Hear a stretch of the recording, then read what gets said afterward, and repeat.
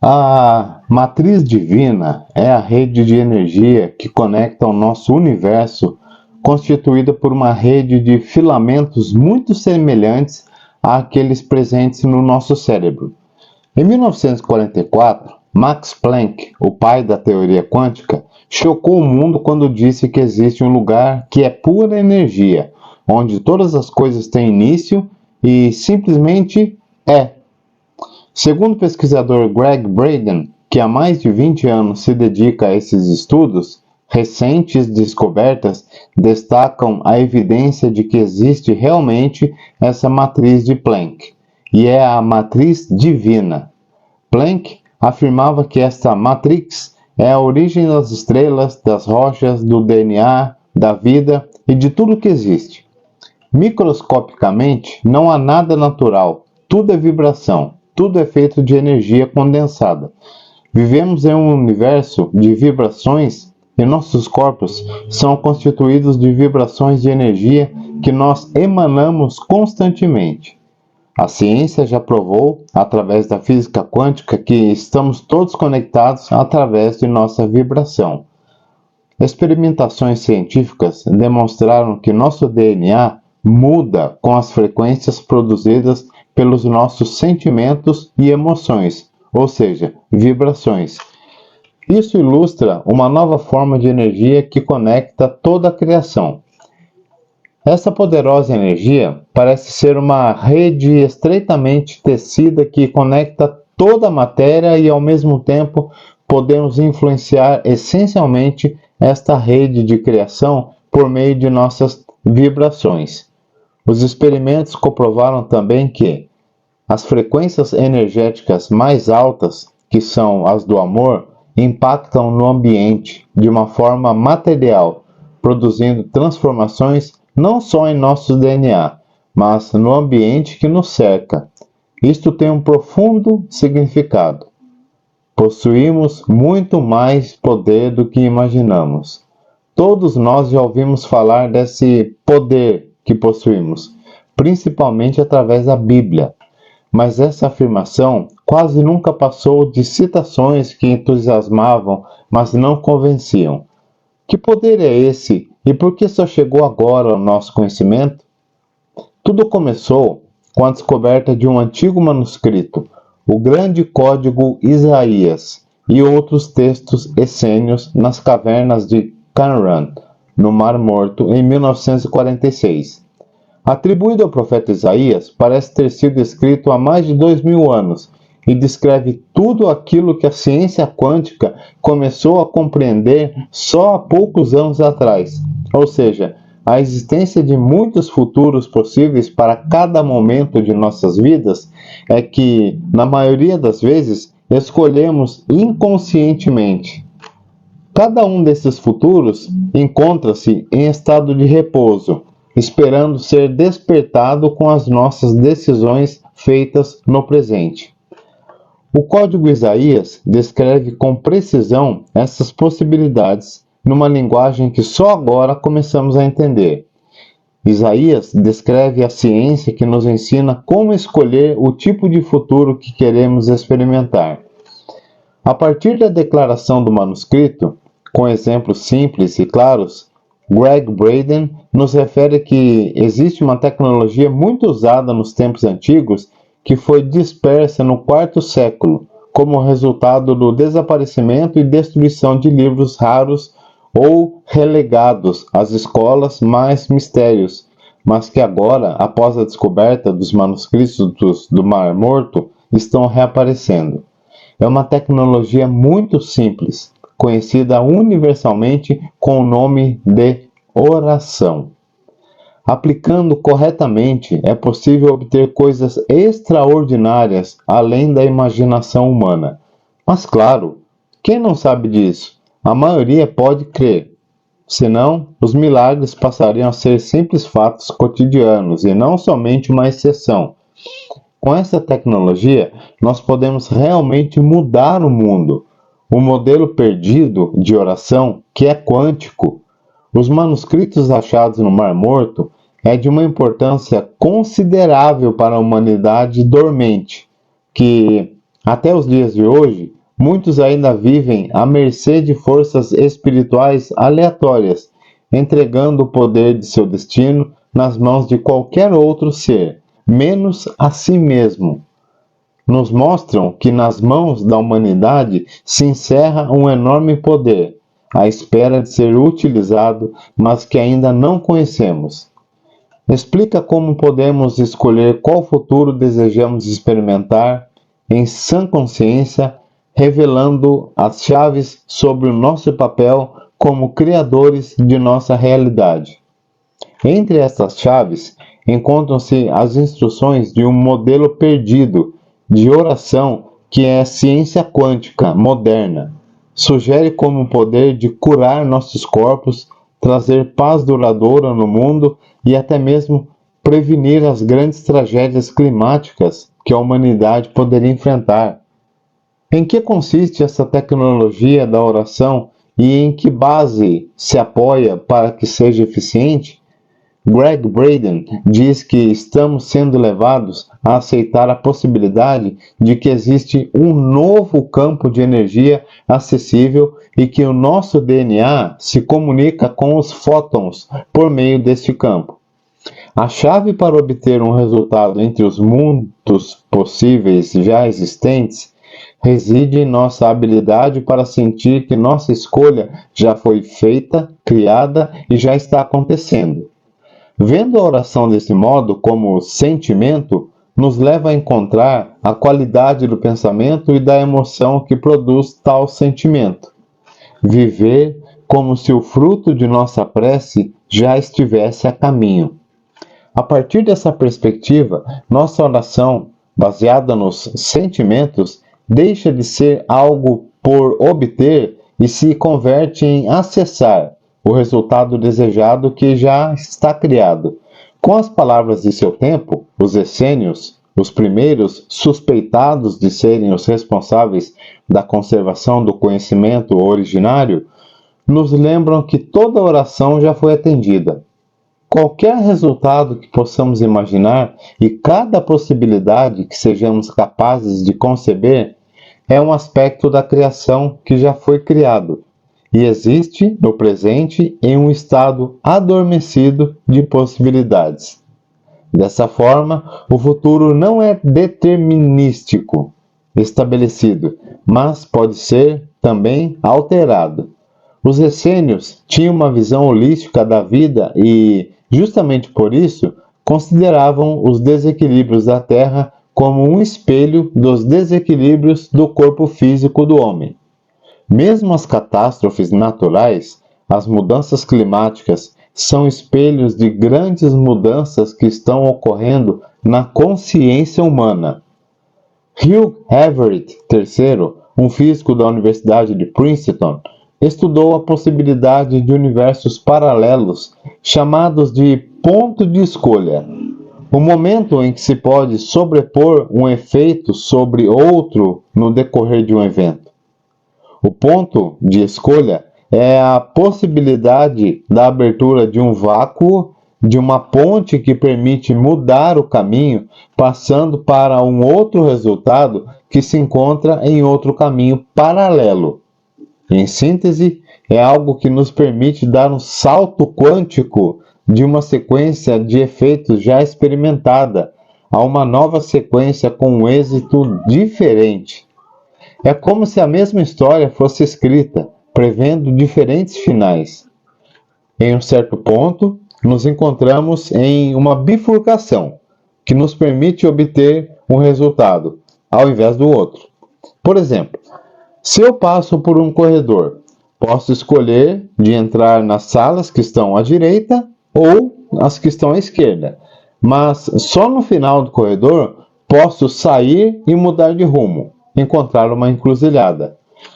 A nova física admite que a experiência, ou mesmo a mera observação do cientista, modifica a realidade. Isso nos leva a crer que, se hoje, em nosso presente, formos capazes de introduzir uma pequena alteração, podemos então escapar dos efeitos da profecia negativa, como já aconteceu, como resultado de uma concentração da energia do pensamento coletivo. Usando o pensamento, sentimento e emoção unidos em nossa oração, podemos atrair os pontos de escolha e mudar os resultados previstos.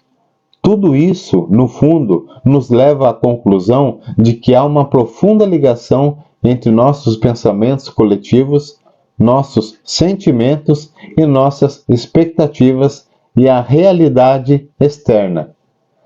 Esta forma de pensar era inerente à visão da vida dos essênios, como se revela nos escritos dos essênios de 2.500 anos atrás, os quais refletem a ideia de que os eventos externos são o reflexo de nossas mais profundas crenças internas. Se pensamento, sentimento e emoção não estão alinhados, não há união. Portanto, se cada padrão se move em uma nova direção diferente, o resultado é uma dispersão de energia. Pensamento, emoção e sentimento são a chave da tecnologia da oração e no interior de nós mesmos. Devemos experimentar e sentir o que queremos realizar no exterior.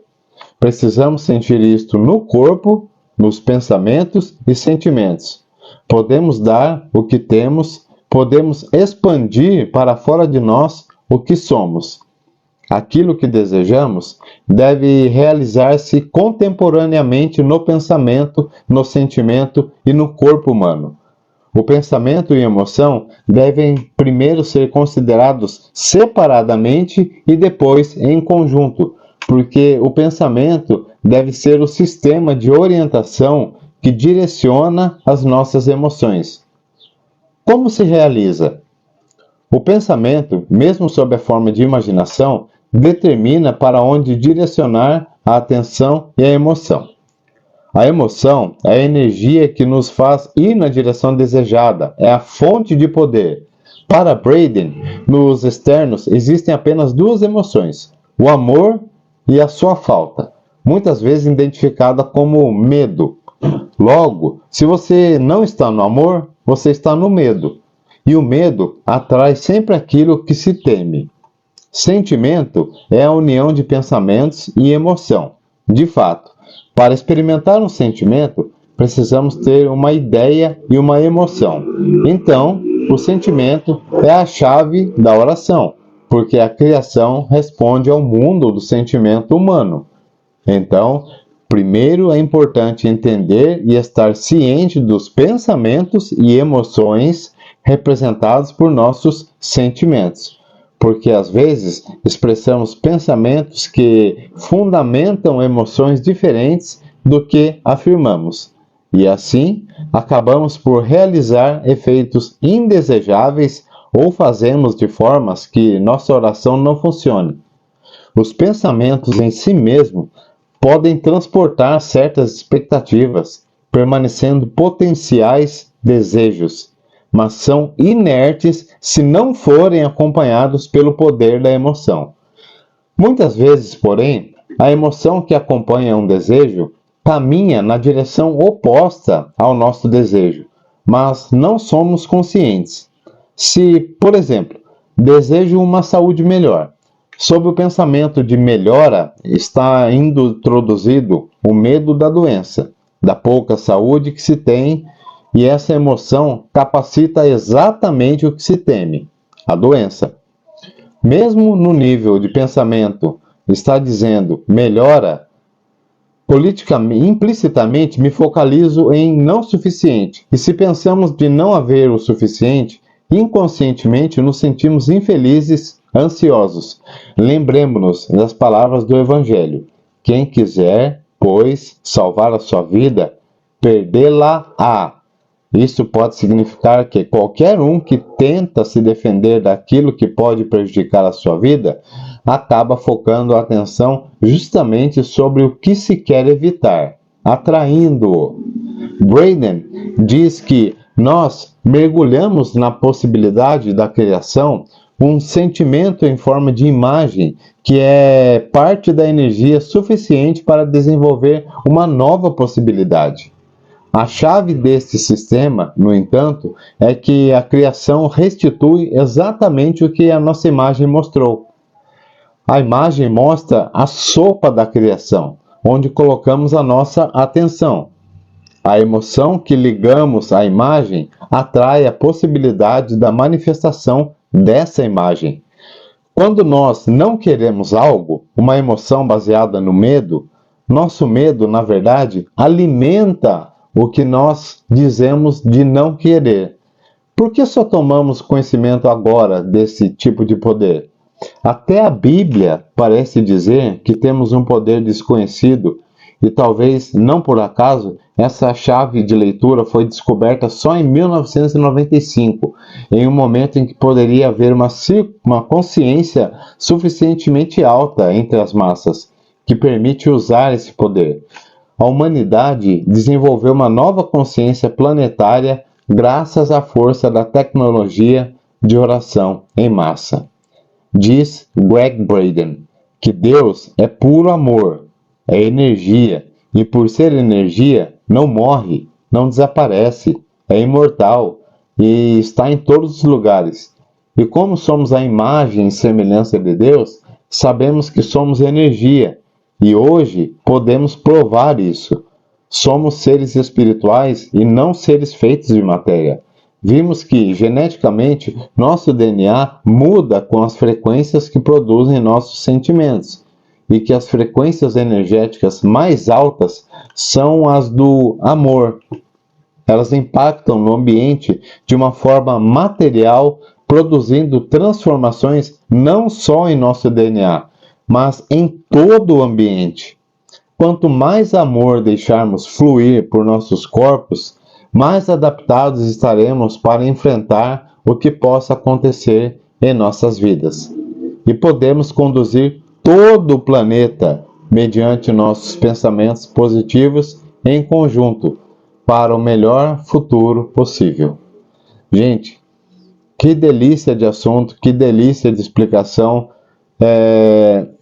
Essa explanação toda, esse maravilhoso texto, ele baseia-se na oração de Isaías, que eu ainda vou trazer para vocês, que fala de um teor quântico que há nessa oração, né? Então, esse estudioso, ele demorou décadas para elaborar, para chegar a essa conclusão. Então, foram incansáveis anos e anos e anos dedicados, devotos, debruçados em cima da pesquisa para se chegar a esse resultado, para se chegar a essa conclusão maravilhosa, tá bom? Então, vamos encerrar essa linha de raciocínio por aqui, mas eu fico em dívida com vocês. Eu vou trazer para vocês, ainda esta semana aqui no canal, a oração de Isaías, a qual nos referimos nesse texto aqui citado há pouco, tá bom? Então, um forte abraço para vocês. Se for o caso, revejam o vídeo mais uma, duas, três vezes.